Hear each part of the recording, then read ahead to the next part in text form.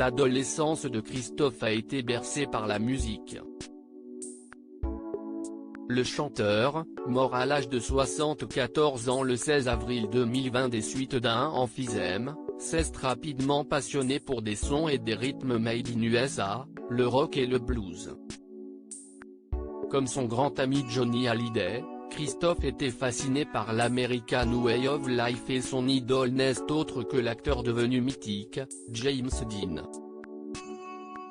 Connaissant son amour pour la star du film La Fureur de vivre, Johnny Hallyday avait trouvé un nouveau surnom à son complice. À chaque fois qu'il croisait Christophe, il ne l'appelait jamais par son prénom de scène, Christophe s'appelant Daniel Bevilacqua dans la vraie vie. Il l'interpellait par un chaleureux « Salut Jimmy », comme le rapporte le magazine Ici Paris, en kiosque le mercredi 22 avril. Jimmy était tout simplement le surnom de James Dean et ce clin d'œil était la preuve que les deux amis étaient proches au point de partager cette passion commune pour les États-Unis et les bolides.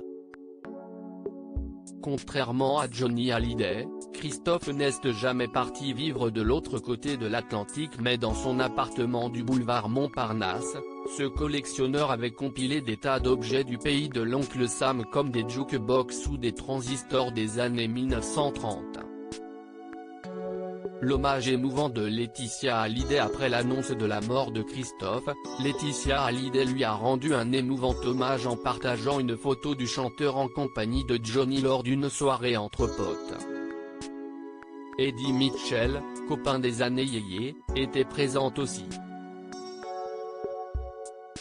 Immense tristesse. Pensez à sa famille, ses fans. Sa musique, sa gentillesse et son humilité m'ont marqué à jamais. Les gens qu'on aime sont éternels et tu l'es. Merci Christophe. Aujourd'hui, vous vous retrouvez au paradis. On ne t'oubliera pas, il t'attend et vous allez bien vous marrer, a écrit la veuve du taulier. Lors du décès de Johnny Hallyday en décembre 2017, Christophe ne s'était pas rendu à l'église de la Madeleine pour saluer sa mémoire. Il n'assistait jamais aux enterrements. Ce n'était pas son truc comme il l'avait révélé dans une interview à Paris Match.